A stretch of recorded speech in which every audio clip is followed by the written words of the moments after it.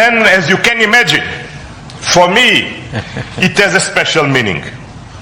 I'm very proud of my roots in Goa, where my father's family came from.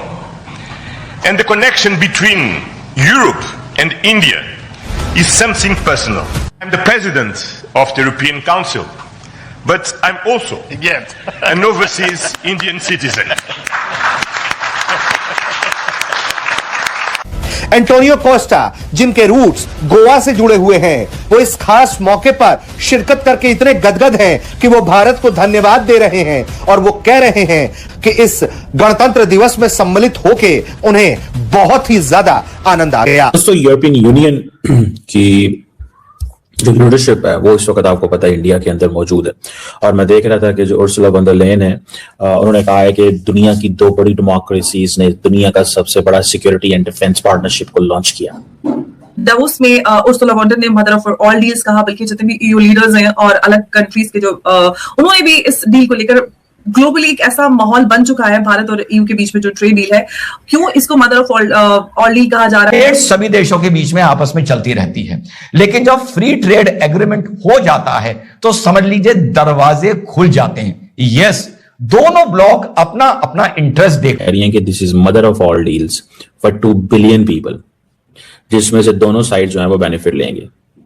And this is also obviously the beginning, जिसमें यह है कि start है अभी। Actually this is what she said. Von der Leyen और बाकी सभी EU के और लीडर्स वहां पर मौजूद रहे और जिस तरह से माहौल रहा, और इस सब के बीच में जो सबसे ज्यादा चर्चा है ईयू और भारत के बीच हो रही ट्रेड डील की, और साथ ही जो डिफेंस, जिससे बहुत ज्यादा बात। इंडिया के एक्सपोर्ट 20% राइज किए हैं और यह हुआ है साथियों सोने पे सुहागा। यूरोपियन यूनियन को एक स्टेबल गवर्नमेंट चाहिए थी, एक स्टेबल मार्केट। तो यूरोपियन यूनियन की जो लीडरशिप है वो इस वक्त आपको पता है इंडिया के अंदर मौजूद है।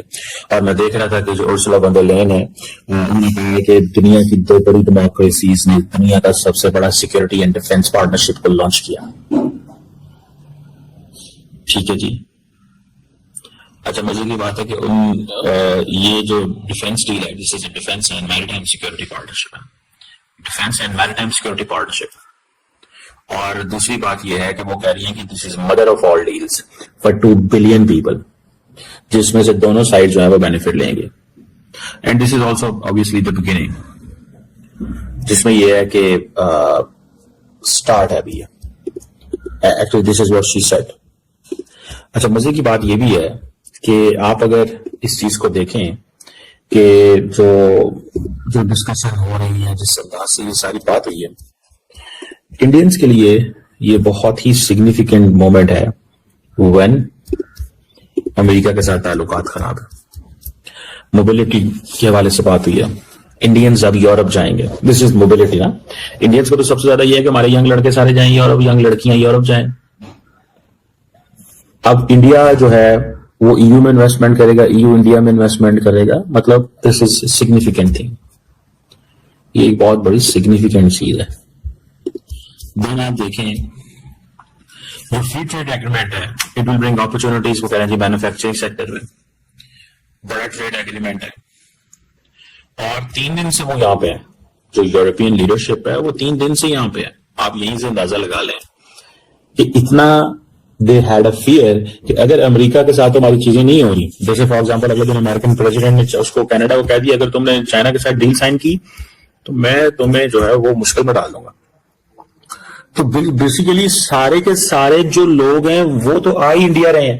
पहले अमेरिका ने तमाम यूरोपियंस को, वेस्टर्न्स को राह दिखाया इंडिया का, और फिर इंडिया को 50% टैरिफ टाइट कर दिया, बाकियों को भी टाइट कर दिया। एंड देन क्या हुआ? देन ये हुआ कि ये जितने मुल्क हैं इन सबने ये सोचा कि अब हम चाइना की तरफ भागते हैं। उन्होंने कहा चाइना की तरफ जाओगे तो जो मेरे तुम्हारे एग्रीमेंट है वो मैं आपको उस पर टफ टाइम दूंगा। ट्रेड सभी देशों के बीच में आपस में चलती रहती है, लेकिन जब फ्री ट्रेड एग्रीमेंट हो जाता है तो समझ लीजिए दरवाजे खुल जाते हैं। यस, दोनों ब्लॉक अपना अपना इंटरेस्ट देखते हैं, लेकिन कोई कोटाज हो, ट्रेड कंडीशंस हो, टैरिफ्स हो, उनको न्यूनतम पे ले आया जाता है और खत्म कर दिया जाता है। जो गल्फ काउंसिल है उसके साथ भारत का ट्रेड 2024 में था $161 बिलियन, यूरोपियन यूनियन के साथ था 135, एशियान रीजन्स के साथ था 120, यूएसए के साथ 130 एंड चाइना के साथ 120 बिलियन डॉलर्स में बता रहा हूं। यूरोपियन यूनियन के अगर 135 बिलियन डॉलर की बात करें तो लगभग 75-80 बिलियन डॉलर भारत उनको एक्सपोर्ट कर रहा था और उनसे ले कम रहा था। आंकड़ा लगाया जा रहा है और अनुमान लगाया जा रहा है कि आने वाले 3 से 5 साल में भारत का एक्सपोर्ट यूरोपियन यूनियन के लिए 3 गुना हो सकता है, यानी 225 बिलियन डॉलर हो सकता है। वैसे भी अमेरिका के टैरिफ का कोई असर नहीं पड़ रहा था। कल ही हमारी आपकी बात हुई थी कि इंडिया के एक्सपोर्ट 20% राइज किए हैं और यह हुआ है साथियों सोने पे सुहागा।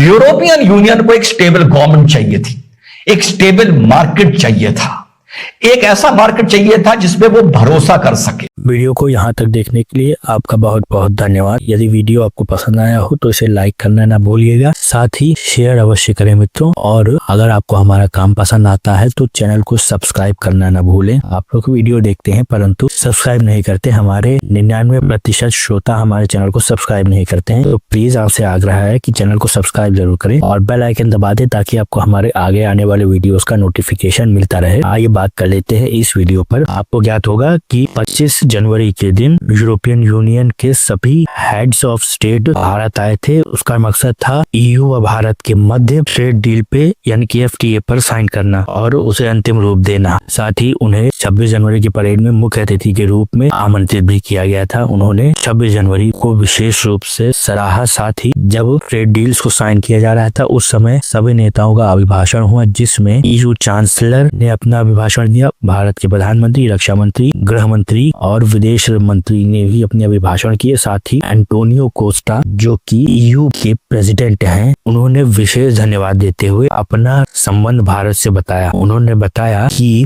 वह उनके दादा भारत के गोवा राज्य के निवासी थे और कई साल पहले रोजगार व धंधे की तलाश में ईयू में आकर के बस गए थे और इसलिए वह भारत के OCI नागरिक हैं। और साथ ही उन्होंने अपना OCI कार्ड भी दिखाया, जिसको देख करके वहाँ सभी लोग अचंभित थे, क्योंकि उससे पहले यह बात किसी को ज्ञात नहीं थी कि असल में एंटोनियो कोस्टा भारत से जुड़े हुए हैं। यह एक सुखद अनुभव है कि भारत के लोग इस प्रकार से विदेशों में जाकर के सफल हो रहे हैं कि ईयू जो कि दुनिया का सबसे बड़ा आर्थिक व राजनीतिक मंच है और दुनिया की 1/4 से अधिक व्यापारिक शक्ति को संभालता है, उसका प्रेसिडेंट एक भारतीय मूल का व्यक्ति है। साथ ही इस ट्रेड डील के साथ अब भारत व यूरोप के मध्य आबाद निर्बाध रूप से व्यापार और वाणिज्य का प्रसारण हो सकेगा और बहुत सारी व्यापारिक बाधाएं, टैक्सेस आदि या तो समाप्त हो जाएंगे या एक रीजनेबल रूप से उनमें कमी आ जाएगी और दोनों ही तरफ के जो व्यापारी वर्ग है उसको विशेष लाभ मिलेगा। यह वीडियो आपको कैसा लगा हमें अवश्य बताइएगा। आपका बहुत बहुत धन्यवाद।